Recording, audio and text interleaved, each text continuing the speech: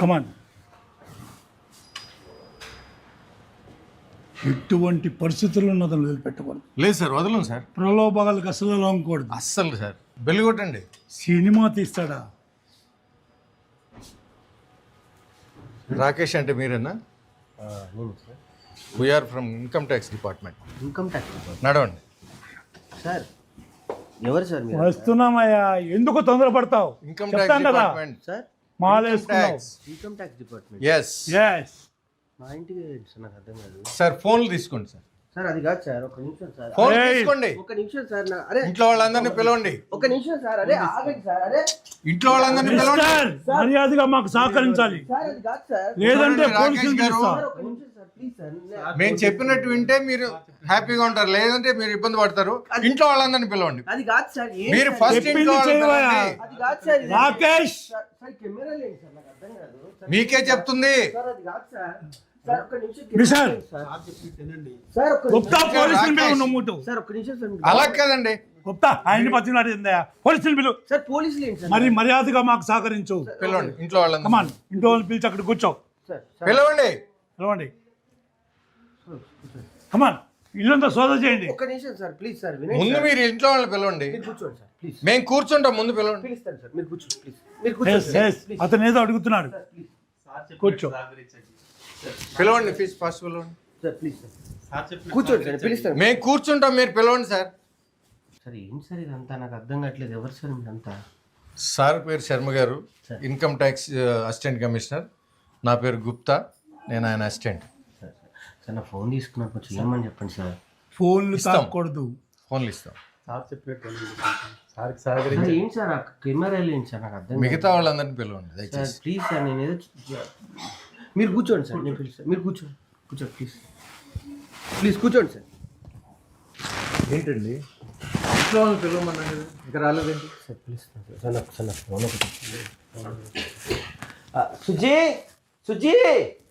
ఏమైంది స్వామి? ఎవరు వీళ్ళంతా? Income tax department. ఆ? ఇన్కమ్ ట్యాక్స్ డిపార్ట్మెంట్ వాళ్ళు. వీళ్ళు మన ఇంటికి ఎందుకు వచ్చిందండి? కూర్చోండి మీరు. సరే ఒకసారి కూర్చో, కూర్చో, కూర్చో నువ్వు.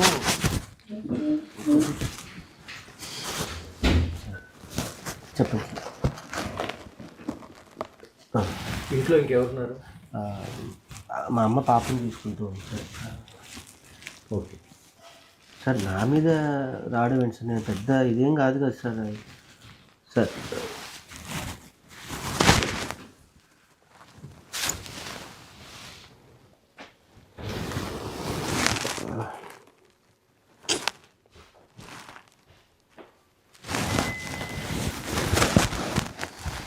ఇవన్నీ ఫేక్ సార్, ఇవన్నీ నా దగ్గర కూడా వచ్చాయి సార్. ఇవన్నీ ఫేక్ న్యూస్ సార్, అవును సార్, ఫేక్ న్యూస్ సార్ ఇవన్నీ.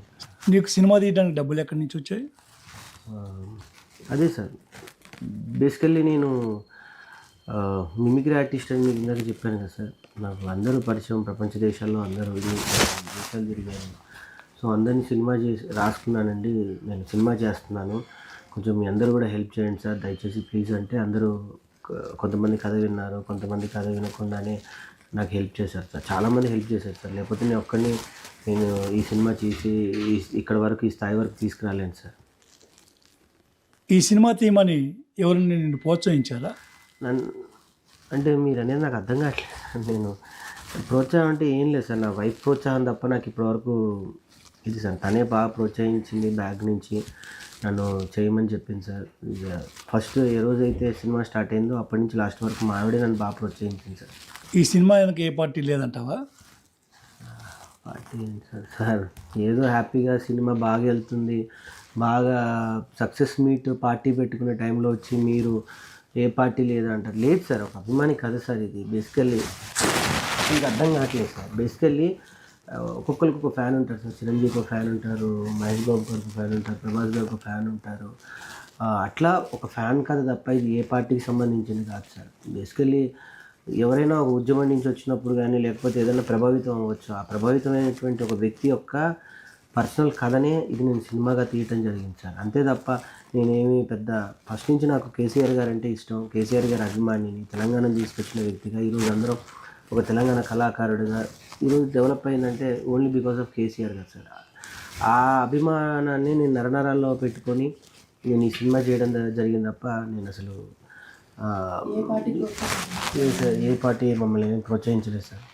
ప్లీజ్ సార్ దయచేసి నిజం చెప్తున్నాను. మా వైఫ్ మీద ప్రామిస్ సార్, నిజం నిజం సార్. సార్ వాటర్ ఏమైనా తీసుకుంటారు? అవన్నీ కాదు, నువ్వు ఒక బినామీ అని మాకు ఇన్ఫర్మేషన్ వచ్చింది. ఎవరికి?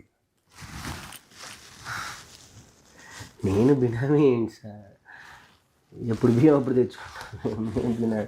సార్ మీకు విషయం చెప్పనా సార్, ప్రేమ మీద మనకి ఎవరన్నా మనల్ని ప్రోత్సహించడానికో మనం వెనుకో ఉన్నాము అని వచ్చేవాళ్ళు ఉంటారు, కానీ నీకోసం డబ్బులు పెడతాం అనే రోజులు కాదు సార్. బేసికల్లీ ఆ బినామీ రోజుల్లో నాకు అసలు తెలియదు సార్ బినామీ అంటే ఏంటి.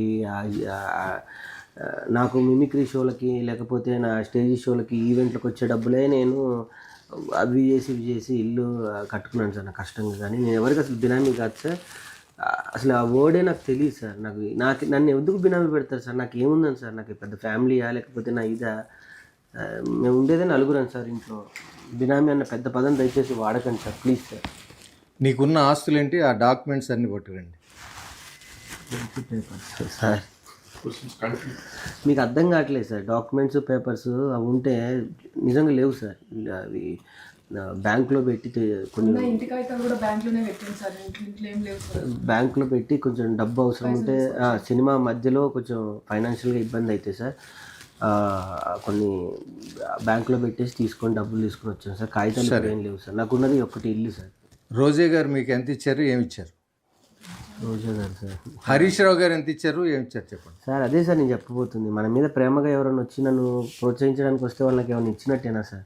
రోజా గారు అంటారా, మొదటి నుంచి నాకు జబర్దస్త్ బాండింగ్ సార్. నాకు ఆమె ఏమి ఇచ్చారు అని అంటే ఆమె నాకు ఎంత ప్రేమని ఇవ్వాలో అంత ప్రేమని ఇచ్చారు, ఎంత ప్రోత్సాహం ఇవ్వాలో అంత ప్రోత్సాహం ఇచ్చారు సార్. అంతే తప్ప నాకేం ఒక రూపాయి కానీ ఏమీ ఇవ్వలేదు sir. Promise sir, God promise sir, నిజం సార్. మా వైఫ్ మీద ప్రామిస్ సార్, ఏమి ఇవ్వలేదు సార్. సార్ ఒకసారి నా ఫోన్ ఇవ్వండి సార్, డైరెక్టర్ గారికి ఇమీడియట్గా ఒకసారి ఎవరికన్నా ఫోన్ చేసి కూర్చోండి. సినిమా ఓపెనింగ్కి ఒక ఎంపీ గారు వచ్చారు, ఆయనకి మీకు ఏంటి సంబంధం? సార్ సంతోష్ కుమార్ గారి గురించి సార్. ఆయన గురించి అడుగుతున్నాను, ఆయనకి మీకేంటి సంబంధం? భగవంతుడికి భక్తుడికి ఉన్న సంబంధం ఉంది సార్.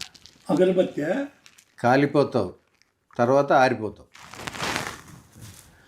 సార్ నిజంగా చెప్తున్నాను సార్, నాకు ఇన్స్పిరేషన్ సార్. నాకు మొదటి నుంచి చిన్నప్పటి నుంచి నాకు ఎందుకు ఒక కళ ఉండేది సార్. ఆ మొక్కలన్నా కూడా నాకు ఆ చెట్లు, నేను పల్లెటూరులో పెరగడం జరిగింది. నా వెనక స్థలం ఉంటే నాకు అన్ని చెట్లు పెట్టుకొని చెట్ల మధ్య ఉండాలని నేను రెంటుకున్న ఇంట్లో కూడా సార్ నేను చాలా చెట్లు పెంచుకునేవాడిని.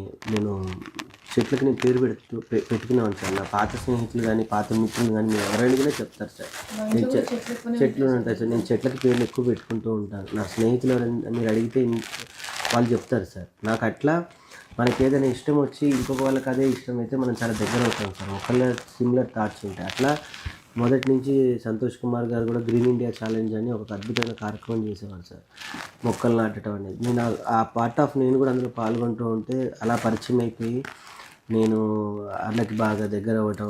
రాఘవన్న green India challenge cofounder Raghava గారు నాకు హెల్ప్ చేయటం ఈ విషయాలను ఆయనతో అలా చేసి నేను సినిమా తీసుకుంటున్నాను అన్న, మీ ప్రోత్సాహం కావాలి, మీ బ్లెస్సింగ్స్ కావాలి అని అంటే దీని వెనుకొండి నన్ను ప్రోత్సహించారు తప్ప నాకు ఆయనకి ఏమి. సార్ ఈ స్వామి సినిమాలో చాలామంది పెద్ద యాక్టర్సు, టెక్నీషియన్స్, సంగీత దర్శకులు పనిచేశారు సార్. ఆ లెక్కలు అడిగింది చెప్పుయా, ఆ లెక్కలైనా చెప్పు. సార్ నిజం చెప్పాలంటే సార్ మంచి మంచి పాటల కోసం సార్ నేను అందరిని రిక్వెస్ట్ చేస్తే మా శ్యామన్న సార్ ఇప్పుడు చాలా డిమాండెడ్గా ఉన్నారు. నాకు ఆయన వరంగల్లో పరిచయం సార్. వెళ్ళి అన్న నేను సినిమా తీసుకున్నా అంటే పాట రాసి పెట్టాడు సార్. దాని తర్వాత రామ్ మిరియాల గారు రిక్వెస్ట్ చేస్తే పాడారు సార్. చరణ్ అర్జున్ అన్న నా పరిస్థితి ఇదన్నా అంటే సినిమా నచ్చి ఆయన ఎంత హెల్ప్ చేయాలో సొంత అన్న కన్నా ఎక్కువ నాకు అన్న హెల్ప్ చేశాడు సార్. కల్పన గారు కానీ ముఖ్యంగా గోరేటెంకన్న గారు కూడా పాపం నా గురించి చాలా టైం వెచ్చించి నాకు అద్భుతమైన పాట ఇచ్చారు సార్. మను సార్ ఇంకా నాకు ఆయనకి జబర్దస్త్లో ఉన్న రిలేషన్ మీ అందరికీ తెలుసు. ఆ రిలేషన్తోనే అందరూ కూడా నా కోసం వచ్చారు సార్. ఆర్టిస్టులు భరణి గారు అయితే బయట ఎంత తీసుకుంటారో మీకు అందరికీ తెలుసు. కాల్ షీట్ నా కోసం నా శిష్యుడు చేస్తున్నాడు కదా అని ఫ్రీగా వచ్చి చేశాడు సార్. మా ధనరాజ్ అన్న అంతే సార్, తాగుబోతు రమేష్ గారు, ఇందులో ఉన్న ప్రతి ఆర్టిస్ట్, మధు గారు, లోహిత్ కుమార్ గారు, ఎవ్రీథింగ్ అందరూ నా మీద ప్రేమతో వాళ్ళకి ఏదో కొంచెమే ఇచ్చి నేను వర్క్ చేయించుకున్నాను సార్. సార్ నాకు అసలు ఈ సినిమాలో యాక్ట్ చేసినందుకు కనీసం రెమ్యునరేషన్ కూడా ఇవ్వలేదు సార్. కనీసం మీరనే ఎప్పుడు సార్ రెమ్యునరేషన్ ఏమని స్వామి.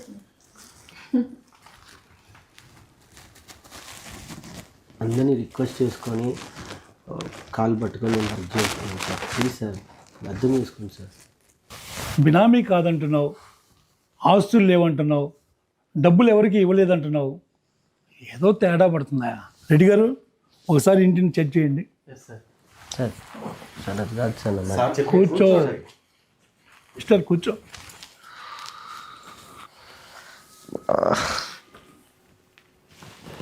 అది సరే, మీ మిస్సెస్ మెడలో బంగారం కూడా లేదు, బిళ్ళప్ప సానుభూతి పొందటానికా?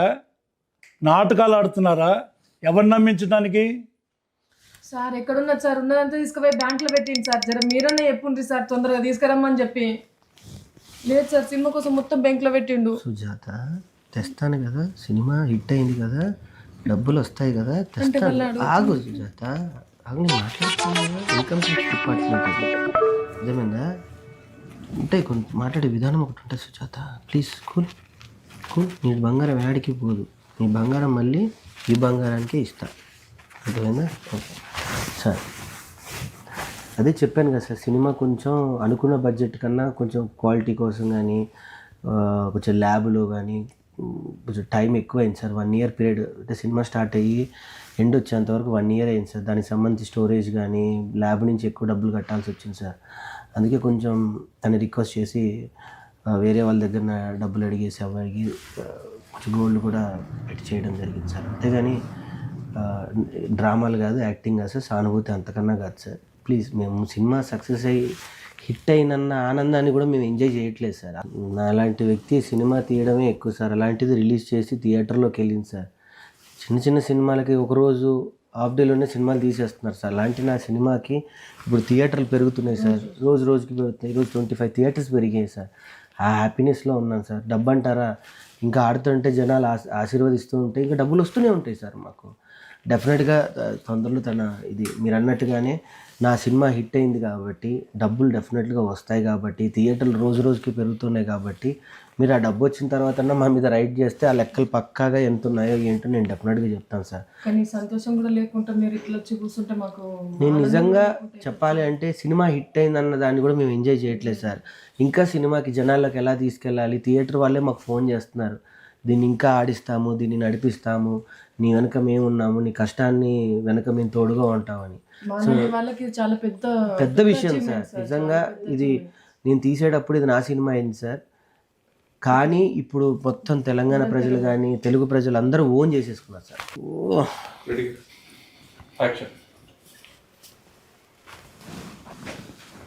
సార్ ఏం లేదు సార్, అంతా చూశాను, ఏమి దొరకలేదు. ఏం దొరకలేదా? దొరకలేదు సార్. చెప్పినాం కదా సార్, ఏం లేదు, ఇంట్లో అన్ని తీసుకొని బ్యాంక్లో పెట్టిండు. అన్నీ ఎందుకు సుజాత, ఇప్పుడు మళ్ళీ వాళ్ళు యాక్టింగ్ అనుకుంటూ ఉంటారు. సో సార్ ప్లీజ్ ఒకసారి నా ఫోన్ అన్ని ఇవ్వండి సార్. నాకు తెలిసిన ఎవరికైనా పోలీస్ డిపార్ట్మెంట్కి ఎవరో ఒకరు ఫోన్ చేస్తాను సార్. Please sir. పర్మిషన్ లేకుండా ఇవ్వకూడదు సార్. ఫోన్ ఏంటి సార్, పాపం చిన్న కుర్రాడు సక్సెస్ హ్యాపీలో ఉన్నాడు. నువ్వే కదా గుప్తా, ఆయనకి 20 కోట్లు వచ్చినాయి, 30 కోట్లు వచ్చినాయి, వెనక ఎంత దాచుకుంటున్నారు, వెనక పార్టీలు ఉన్నాయి, బినామీలు ఎవరో ఉన్నారని చెప్పి నన్ను ఇక్కడ తీసుకొచ్చావు.